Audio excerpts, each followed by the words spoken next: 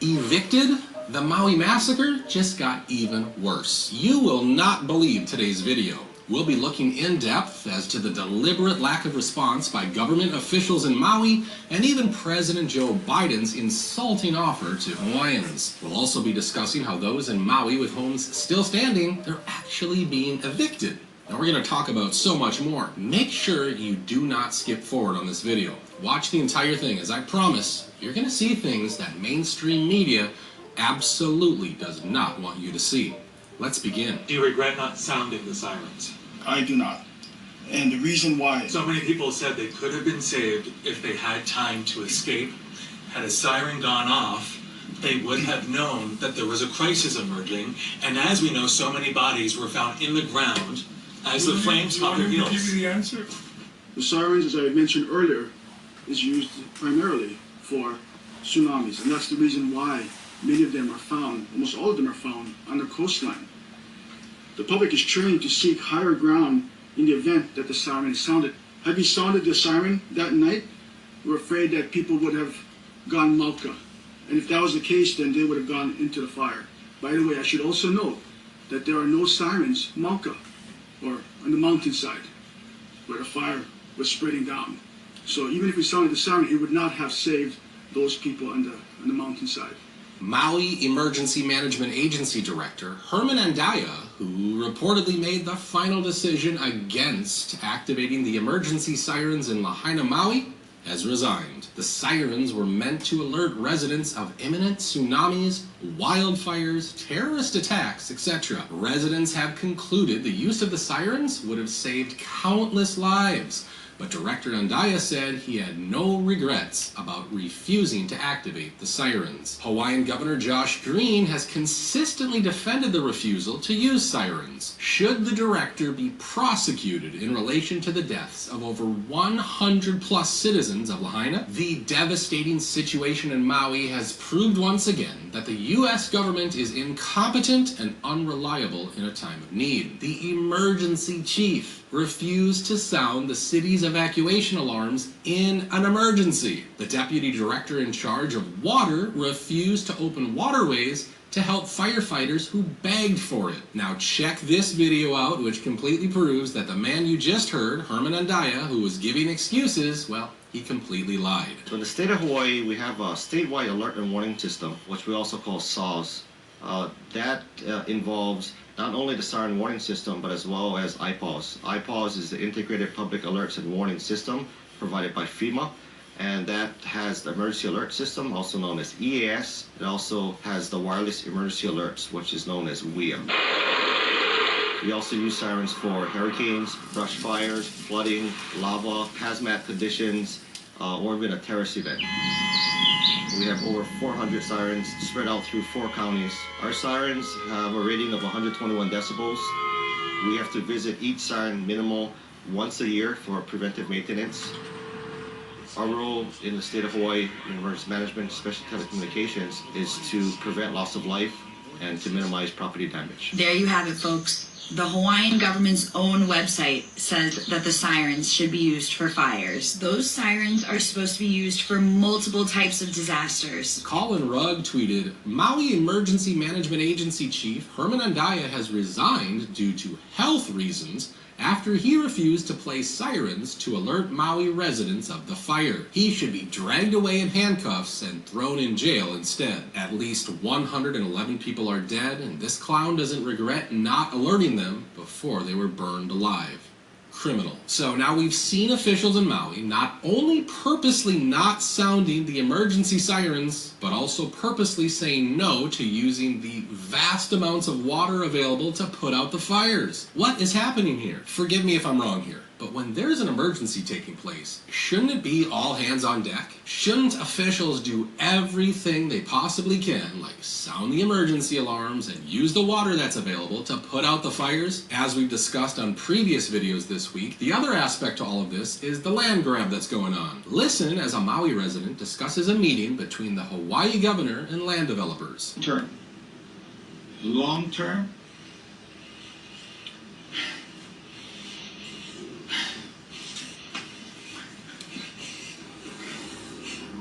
Não te quero,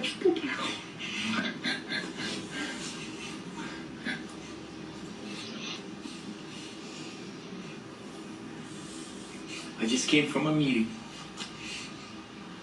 run by the governor. All these developers were talking about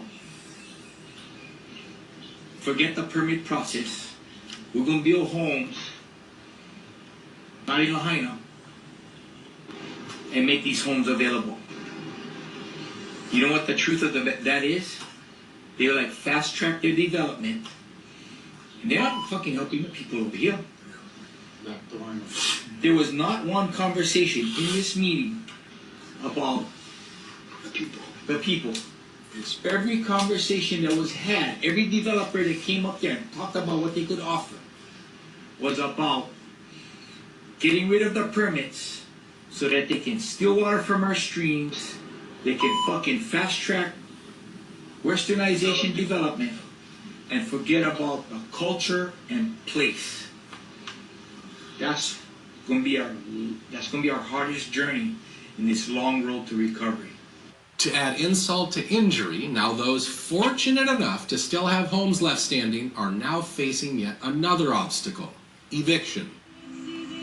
Do not give up Maui. Do not let them take your land. They are giving eviction notices to people whose houses didn't burn down. That shouldn't be legal. The court took time to write an eviction notice.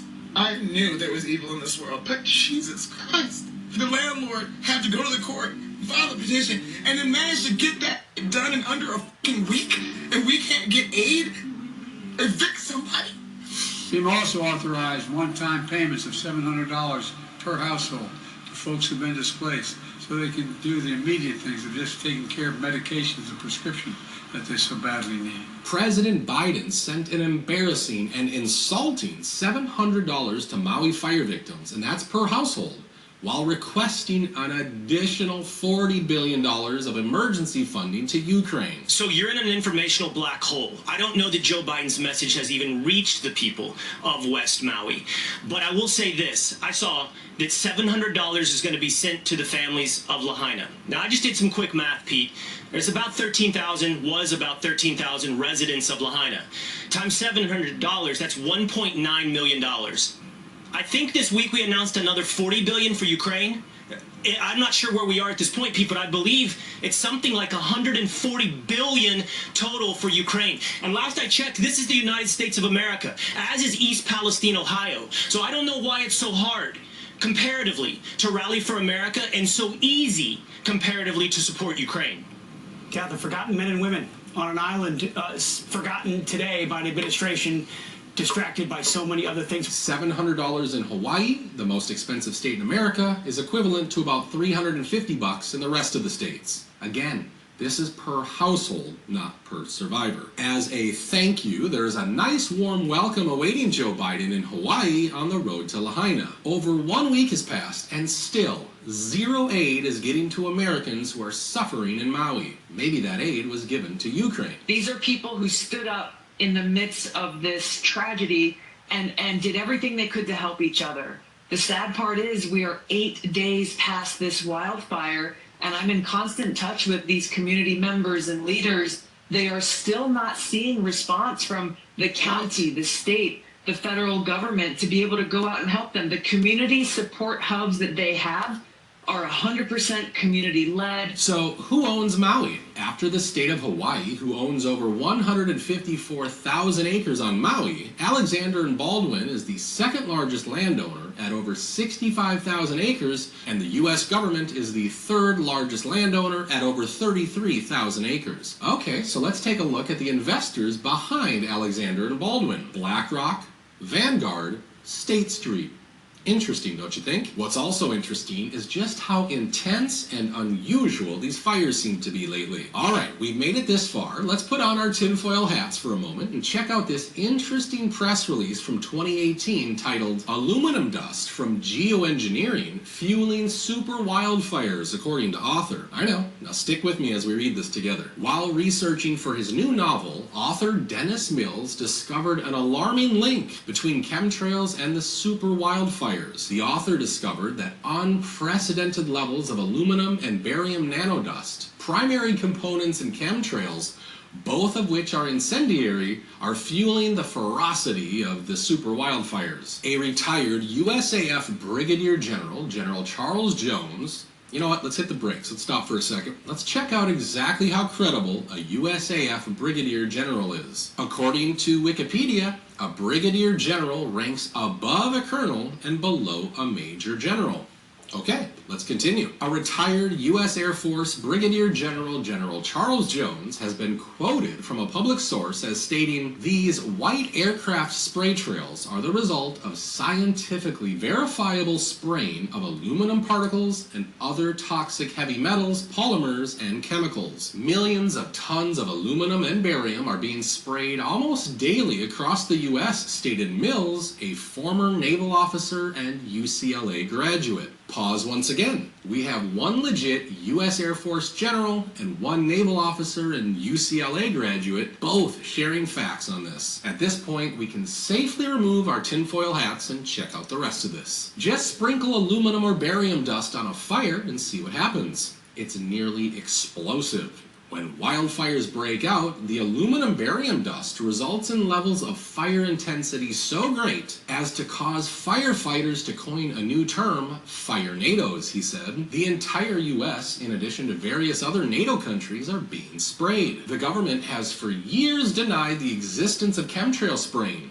It now calls the program by various names, all under geoengineering. According to CAL FIRE Operation Chief Steve Crawford, the fires are burning differently and more aggressively. It has been reported the fires move faster than anyone has ever seen, and barriers that in years past contained them, such as rivers, no longer do. In California's Mount Shasta region, Francis Mango, a USDA biologist, tested and found elevated levels of aluminum in water and soil samples of 4,610 parts per million, which is 25,000 times the safe guidelines of the World Health Organization. We are now seeing cities burning down nearly every week, and today it's massive fires in British Columbia, Canada. Evacuation orders are underway as the fire is progressing and getting worse and more intense. Over 160,000 people have been evacuated with a state of emergency declared yesterday. It's a devastating night last night.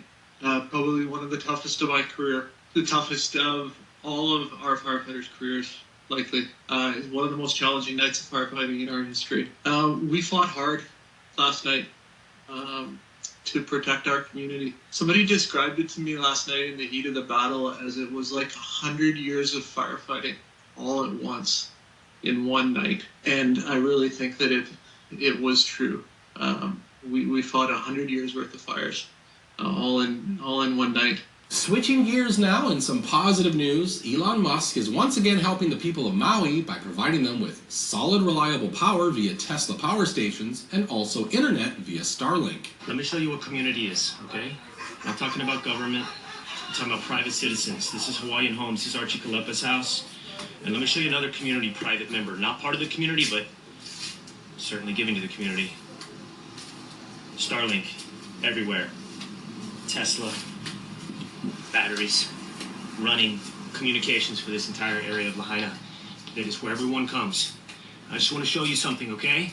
So you know what you're giving to, what it's helped saving, okay? Just want to show you what you've become a part of as well, Elon. There's the line, right there. There's the line.